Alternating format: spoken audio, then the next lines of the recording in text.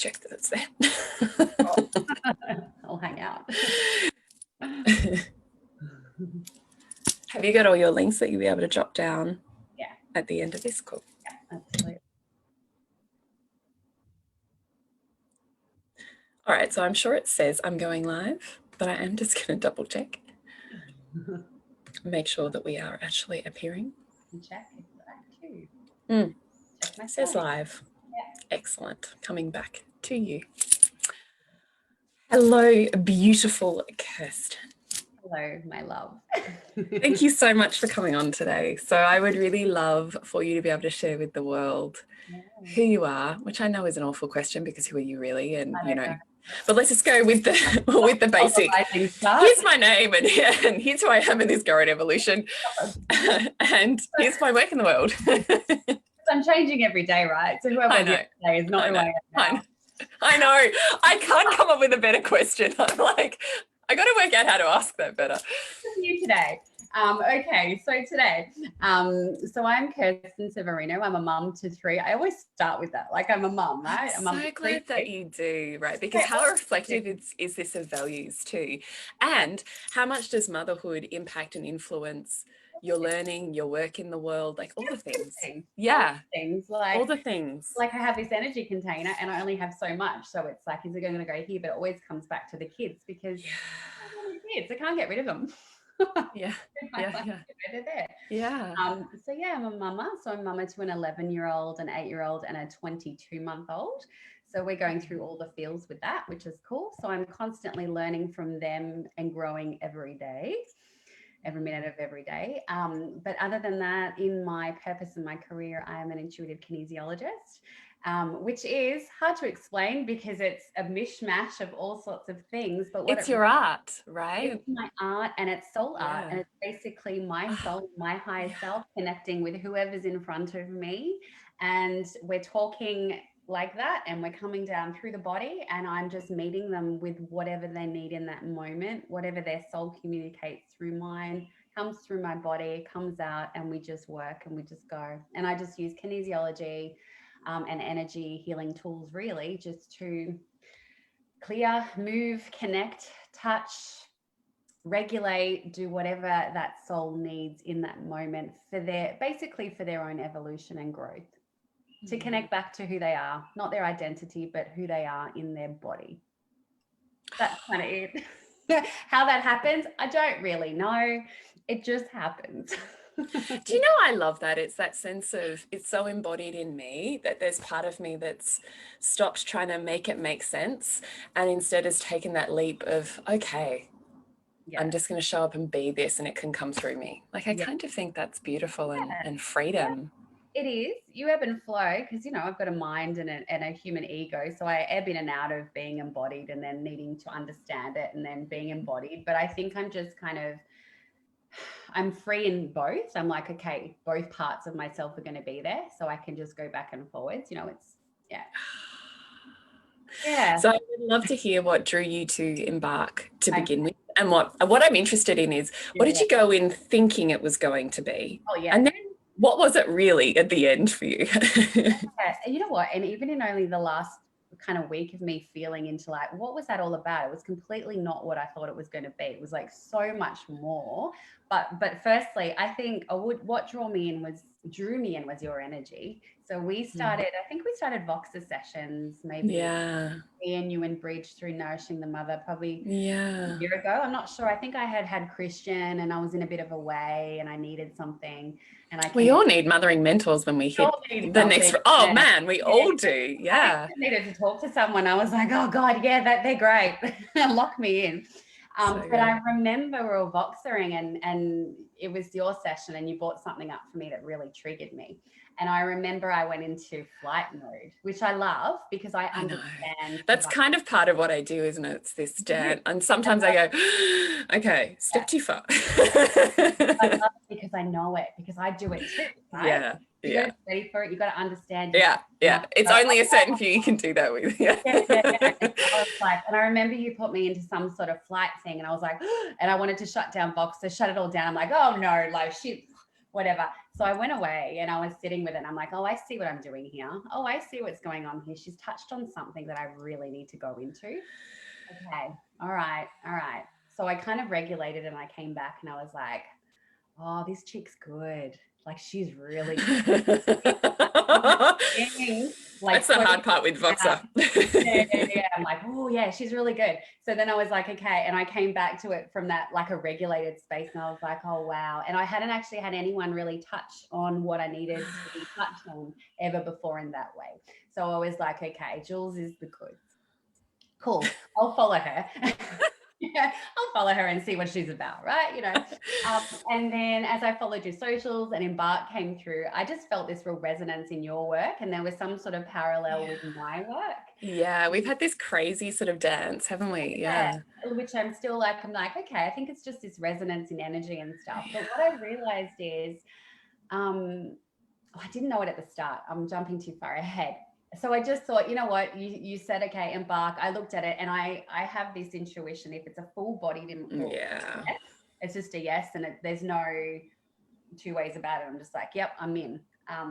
And so it just happened. There was no deliberating on things, which I can tend to do with some stuff. The to and the fro was just a yes. And I always follow that because I always know that's a puzzle piece. Even if I don't understand it, it's part of the overall scheme. So I jumped in. So that's what got me into Embark. That's kind of it's just the energy, just your leap of, okay, there's something, as in, so you didn't even have in your head, okay, I'm going in there because I want to get this out of it. You were just like, my heart is calling. I trust that enough to know that's a breadcrumb. Yeah, I never, any big thing of change for me, like evolution and growth, like a big part, never has a head element to it. So it's never like a should I, shouldn't I, what am I going to get? I'm never weighing things up. Those things are always just like a yes, and it'll show itself. And that doesn't happen extraordinary, but it happens, right? And that's what it was from this. So I was like, sweet, don't really know what I'm getting, but I'm in. how would you teach women how to step into, because that's a very feminine, heart-led way of moving in the world. And what I find is it gets very tricky because I trust that, like you trust that. But if you haven't stacked the evidence for how that becomes an experience of evolution and abundance in all of the forms, and it can be this, well, I've got to know what I'm getting out of it or what my end goal is before I can decide if I'm taking that leap. Like, how would you talk about bridging that gap? Well, okay, that for me has been trial and error. I've had to make mistakes and kind of do that. So for me, the masculine part of me would be the part that's weighing it up and that needs the goal and needs this and that. And I've done that. Like I played that role for years, but I also got to a point where I was only doing that, and everything kind of from that, it was painful. Like the ending was like, oh, it's painful when I'm making a decision from that place. For some reason, it just didn't end well.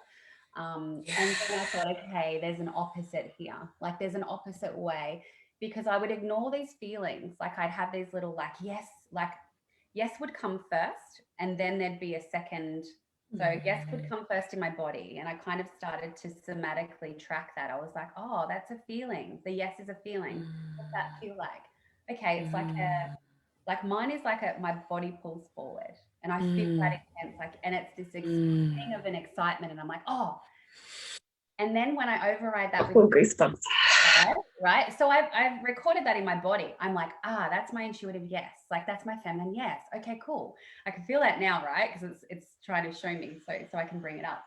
And then I get tingles, but then it goes because my ego comes in, although it used to. So it would then go into questioning, but what if? So that's just my fear coming in to try and protect me.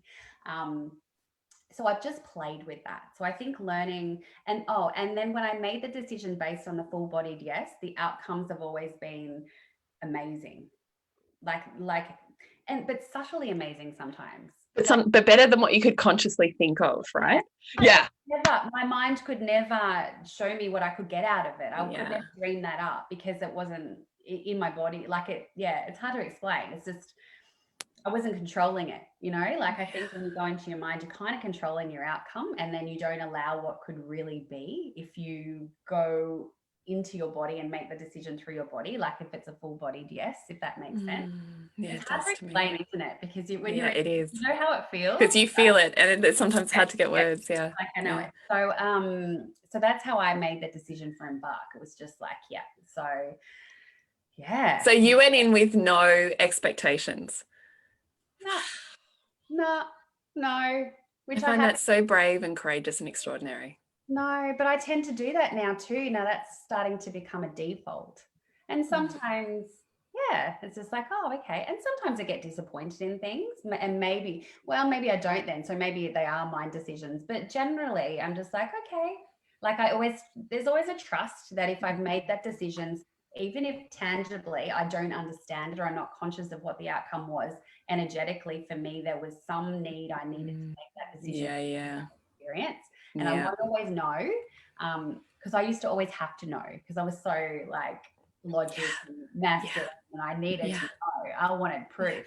Give me proof, But now I'm like, well, I don't know, whatever, like it's supposed to. It'll get me along here, and because it's kind of worked out that way.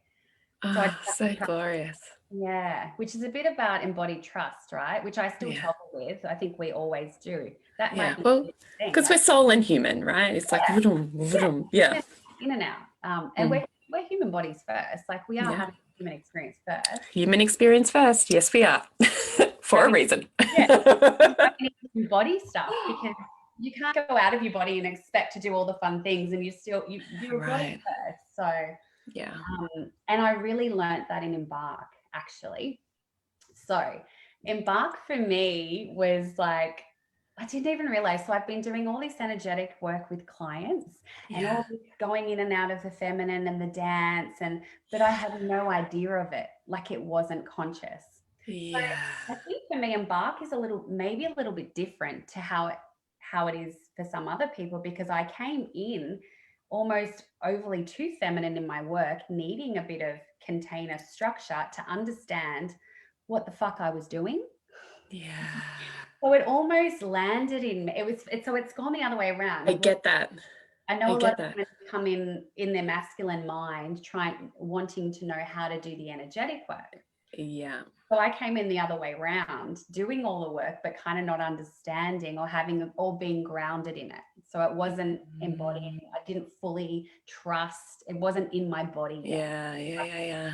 I was doing the stuff, but I really couldn't ground it. I didn't know what it was about. I really understand that. So now that you do you find that you have leveled up in terms of your mastery with the utilization of your energy, purely because now you understand it and its movement and purpose? Totally. And what it's done, me too. Yeah. It's regulated my nervous system in my work. So because I have this confidence, I have this understanding, and I have this trust. Whereas before, I think I was doing stuff, I didn't know why, and there was a bit of fear to it because I didn't fully understand it on all levels of my being. And so it was probably triggering my nervous system a bit. But I need to be a regulated nervous system with people, because when they come in, the first thing they do is find safety and regulation through my body. That's how I work first. So I found doing Embark, now I'm going back into the clinic, everyone says, I feel so safe with you. I feel so much safety.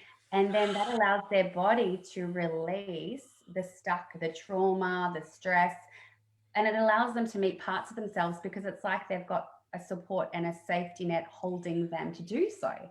That's Embark. Like that's what Embark, I've got goosebumps. Me too, full body goosebumps. I'm like, you are speaking to my soul right now. That's what Embark gave me, because before I didn't have that. It makes me want to cry, because I'm like, me too. It's that's like my purpose in this world, is please enter this work with an understanding of safety. Yeah.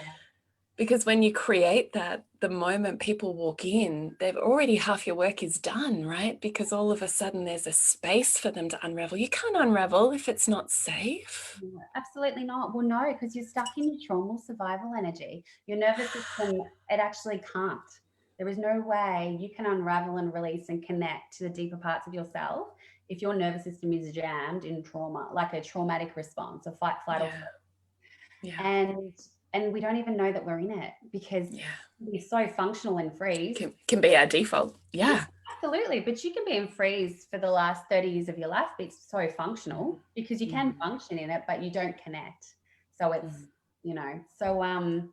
Embark brought all of that. So it was a little bit around the other way for me. I was doing the Yeah. energetic stuff, but I I just love that so much. yeah.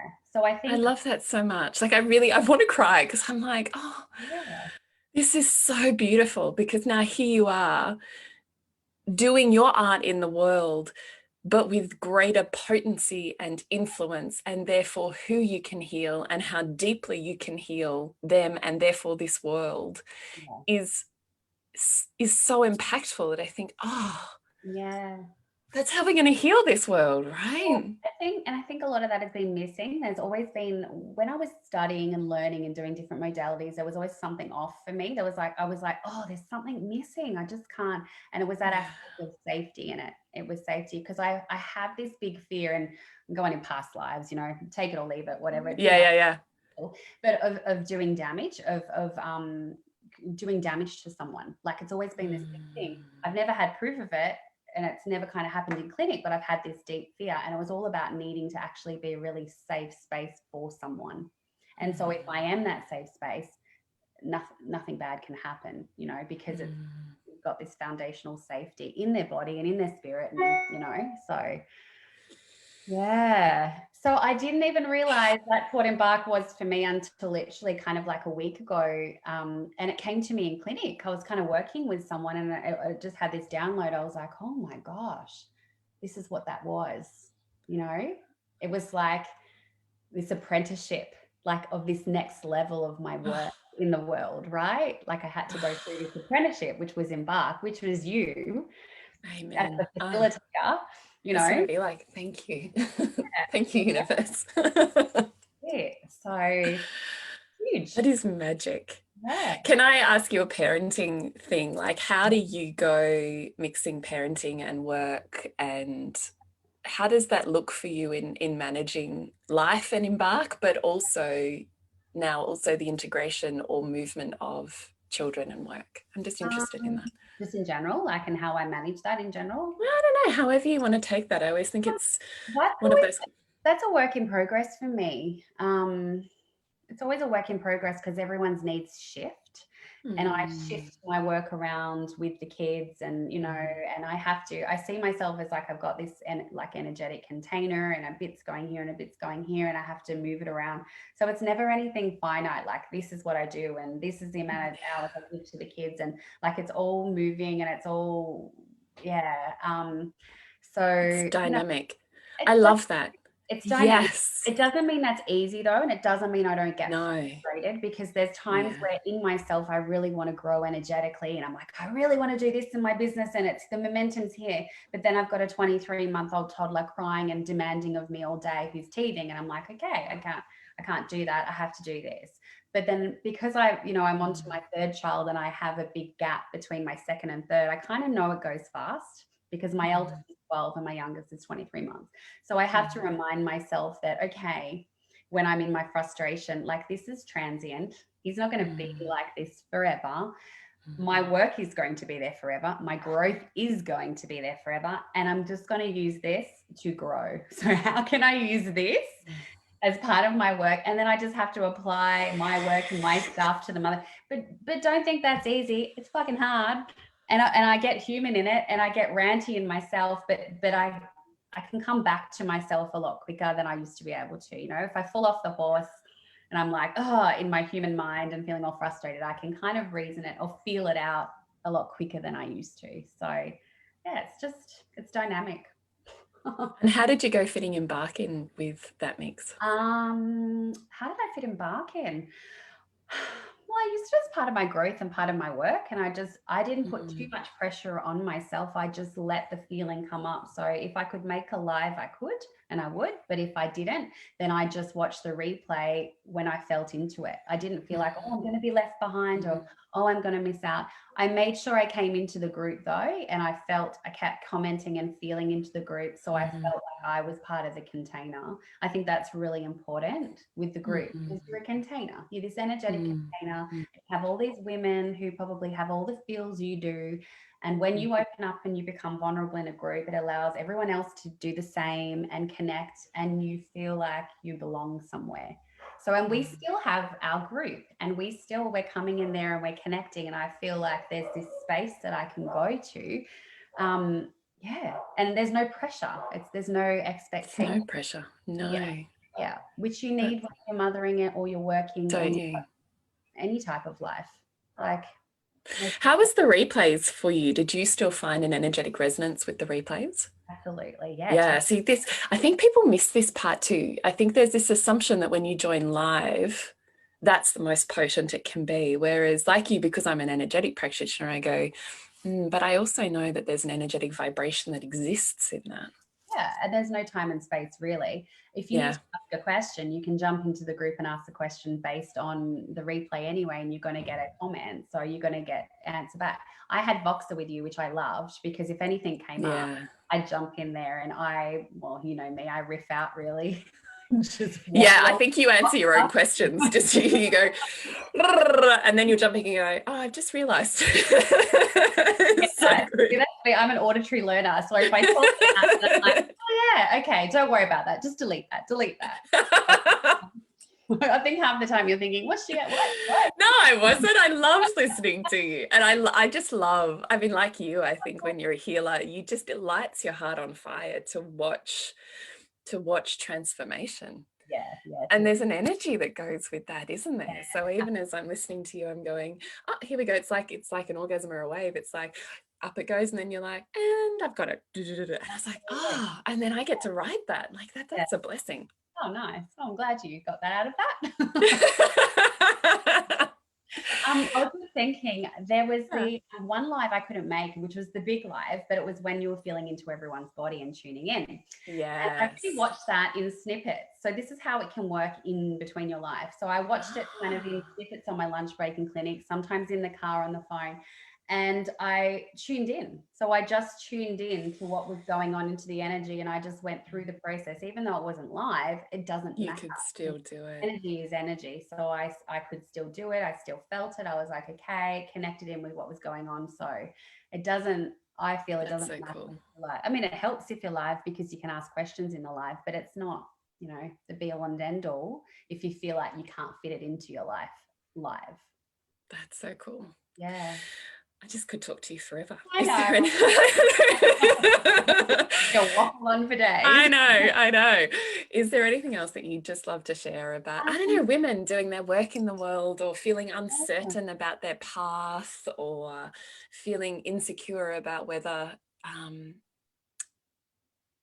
what I'm finding is there's women who are like, oh, I'm called to Embark, but I don't have a clear plan, and there's part of me that wants to, but I don't really know why, and you know, all those things. And I just think, what can we share as women who are mums, who we're doing this stuff to expand, so you know? I wouldn't worry about plans, like having a tangible plan, because once you get into Embark anyway, there is no plan.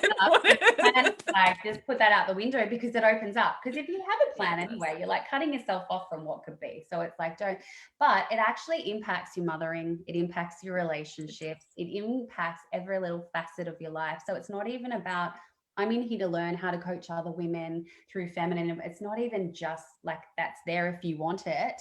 But there's so much more, because you can do that in your interactions with girlfriends. You can do that in interactions with your mother. You can do that in interactions with your husband and your kids. So it's not just, I wouldn't have a plan. If you have a full-bodied yes, I just follow that and use that as a measuring to prove yourself that you actually have your intuition, and you can connect to that and kind of just be guided by that. So yeah, it's so much more than even what you can say it is, because until this is my problem, is I can't. Like, I feel it. Yeah. I know what it is, like in my heart or in my soul, but I have trouble conveying that because anyway. Yeah. And what it is for you and what it is for me and what it is for every individual is going to be different, because we all come from different experiences and we all have different needs. But it's potent. That's all I can say. It's potent. So if you're ready for change, this is it. Yeah. I just feel like there's one other question that I want to ask you that's just about parenting. I feel like you've got something to say about trying to do it with kids, and that maybe it doesn't have to be anything Is there something you want to share about trying to expand and be a mum at the same time? Okay, yeah, actually, good question. Good question. It's going to teach you. Oh, it just went out. Okay. What does it do? It expands you. It actually helps you learn how to expand through your children. So it brings your children into your growth. Like, it allows you to use your children as a catalyst for your growth. So it's not just I'm learning this, I'm doing this, my children, like it's all segmented. It's allowing you to like use your children as part of your growth and vice versa. It teaches you that because you're doing a dance with your kids energetically too. Here it is. Kids regulate themselves off our nervous system. And so Embark grounded me and it created safety in my nervous system. So that there was no choice but to change my relationship and my connection and safety in my children, because when I'm safe, they're safe.